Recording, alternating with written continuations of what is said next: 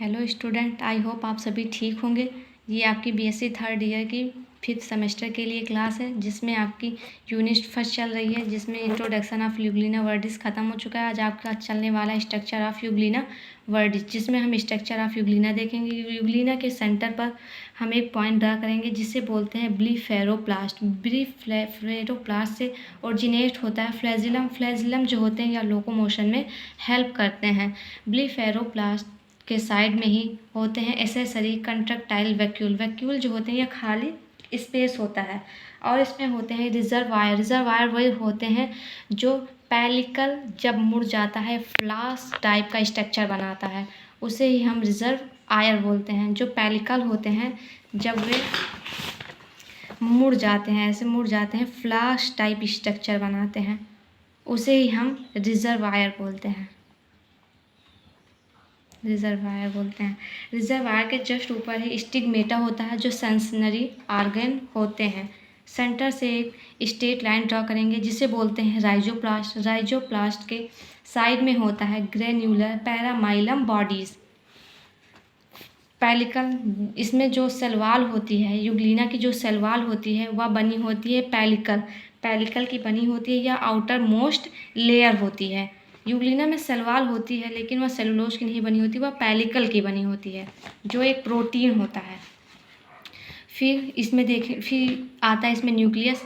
Nucleus में जो होते हैं सेंटर में होता है इंडोसोम, और साइड में बनाते हैं न्यूक्लियोलस। न्यूक्लियोलस से ही निकलते हैं क्रोमोसोम, और न्यूक्लियस के अंदर होता है न्यूक्लियोप्लाज्म। प्लाज्म को ही हम फ्लूइड बोलते हैं, और न्यूक्लियस जो होता है वह न्यूक्लियर मेम्ब्रेन का बना होता है। और इसमें जो फ्लूइड फिल करते हैं वह होता है साइटोप्लाज्म। साइटोप्लाज्म जो होता है वे 2 टाइप के होते हैं, एक होता है एंडोप्लाज्म और एक होता है एक्टोप्लाज्म। एंडोप्लाज्म जो होते हैं वह अंदर वाले पार्ट होते हैं, एक्टोप्लाज्म जो होते हैं वह बाहर वाले होते हैं। एक्टोप्लाज्म में आते हैं माइक्रोट्यूब्यूल, और एंडोप्लाज्म में आता है ये न्यूक्लियस, क्योंकि ये अंदर का पार्ट होता है। और इसमें एक डार्क स्ट्रक्चर ड्रा करते हैं जिसे बोलते हैं मायोनिमीज। फिर इसमें एक एक स्ट्रक्चर को देखेंगे। सबसे पहले आता है पेलिकल। पेलिकल जो होता है या आउटर मोस्ट लेयर होती है, जो बनी होती है प्रोटीन की, और इसमें कुछ अमाउंट जो होता है वह लिपिड एंड कार्बोहाइड्रेट का भी होता है। पेलिकल्स जो होते हैं यह मेंटेन करते हैं a definite shape of the body, या यूग्लिना की बॉडी को एक डिफिनिट शेप प्रोवाइड करता है pellicle. The body is covered by a flexible, tough and strong cuticular periplast। जो यूग्लिना का शरीर बॉडी होता है वह एक कठोर मजबूत और लचीला आवरण से ढका होता है। यूग्लिना की जो शरीर होता है वह एक कठोर, लचीला और मजबूत आवरण से ढका होता है, जिसे क्यूटिकुलर पेरिप्लास्ट बोलते हैं। सेकंड पार्ट देखेंगे cytoplasm. Cytoplasm, the cytoplasm of euglena viridis is differentiated into an outer layer of ectoplasm and inner layer of endoplasm. जो यूग्लिना का साइटोप्लाज्म होता है वह 2 पार्ट में बटा होता है। जो आउटर लेयर होती है उसे एक्टोप्लाज्म बोलते हैं, और जो इनर लेयर होती है उसे इंडोप्लाज्म बोलते हैं। अब देखते हैं एक्टोप्लाज्म और एंडोप्लाज्म में कौन कौन से पार्ट या क्या क्या होते हैं। एक्टोप्लाज्म जो होता है या ग्रैन्युलर होता है। इंडोप्लाज्म जो होते हैं या क्लियर और डेंस होता है, एकदम साफ दिखाई देता है। डेंस जो होता है गाढ़ा होता है। एक्टोप्लाज्म में जो फ्लूइड होते हैं वो ज़्यादा अमाउंट में होते हैं, और इंडोप्लाज्म जो होता है या नैरो पेरिफेरल जोन होते हैं। इंडोप्लाज्म में नैरो पेरिफेरल जोन बनते हैं ऐसे करके। ये नैरो टाइप का है ना, ये एक्टोप्लाज्म में, ये इंडोप्लाज्म में आता है, इसे ही नैरो पेरिफेरल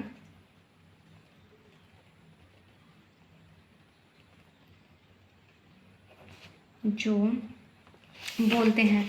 और इंडोप्लाज्म में जो होते हैं न्यूक्लियस भी इंडोप्लाज्म के अंदर ही आते हैं। ये न्यूक्लियस जो होता है इंडोप्लाज्म के अंदर ही आता है। एक्टोप्लाज्म में जो होते हैं माइक्रोट्यूब्यूल होते हैं। और जो यूग्लिना का यूग्लिना वर्डिस होता है ये 3 पार्ट में बटा होता है। ये पार्ट जो होता है एंटेरियर होता है, और ये जो पार्ट होता है बीच वाला ये मिडिल होता है, और ये जो लास्ट वाला होता है ये पोस्टीरियर होता है। 3 पार्ट में बटे होते हैं। फिर आता है रिजर्वायर। रिजर्वायर जो होते हैं जैसे हम बता चुके हैं, जब पेलिकल मुड़ जाता है और वह एक फ्लास्क स्ट्रक्चर बनाता है, उसे ही रिजर्वायर बोलते हैं। एक फ्लास्क मतलब सुराही जैसा बनाता है, उसे ही रिजर्वायर बोलते हैं। या इन्वेजिनेशन करता है, या फ्लास्क शेप का होता है, या रिजर्व फूड मटेरियल, ये फूड को रिजर्व करता है। फिर फोर्थ पॉइंट आता है फ्लैजिलम। फ्लैजिलम जो होता है या विप लाइक या बोल सकते हैं थ्रेड लाइक स्ट्रक्चर होता है, और ये लोकोमोशन मूवमेंट में भी हेल्प करता है। ईच रूट स्प्रिंग फ्रॉम ए ब्लीफेरोप्लास्ट। जितने भी फ्लैजिला होते हैं वे ब्लीफेरोप्लास्ट से ही ओरिजिनेट होते हैं। There are 2 flagella. 2 फ्लैजिला होते हैं, one long and other the short. एक लॉन्ग होता है और एक शार्ट होता है। फिर अगला पार्ट आता है न्यूक्लियस। न्यूक्लियस यूग्लिना में जो न्यूक्लियस होता है वे यूकैरियोटिक होते हैं और यूनिसेलुलर होते हैं। यूकैरियोटिक मतलब होते हैं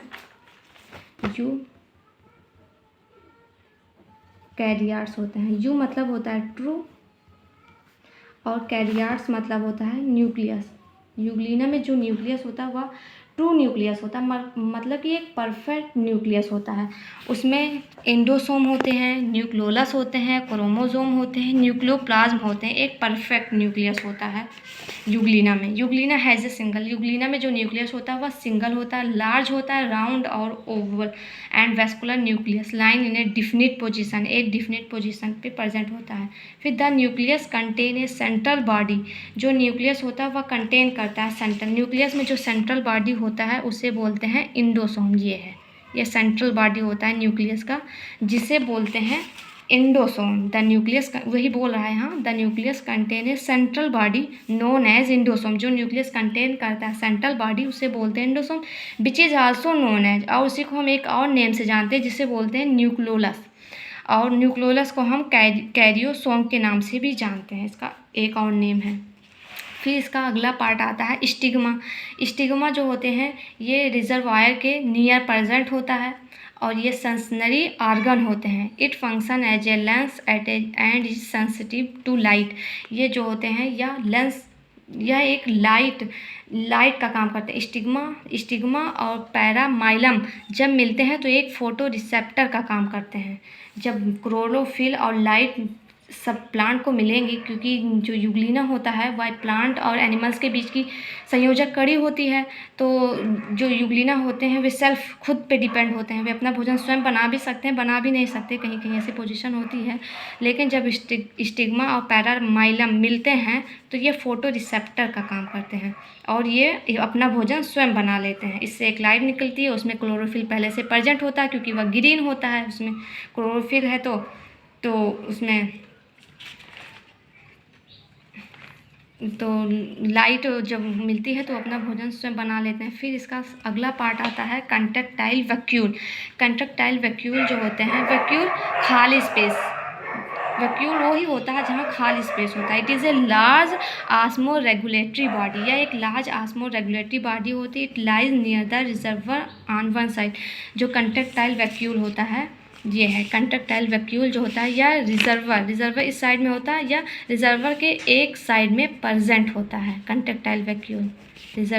रिजर्वायर यहाँ है तो कंट्रैक्टाइल वैक्यूल यहाँ प्रेजेंट है। 7 पॉइंट हो गया कंट्रैक्टाइल। अब मूवमेंट इन यूग्लिना। यूग्लिना में मूवमेंट कैसे होता है? There are 2 method of locomotion in euglena. Euglena में जो लोकोमोशन होता है वह 2 टाइप से होता है। एक को फ्लैजिलर मूवमेंट बोलते हैं, एक को यूग्लिनाइड मूवमेंट बोलते हैं। अब इसके आगे हम देखते हैं कल। आप सब टॉपिक का स्क्रीनशॉट ले सकते हैं एक बार।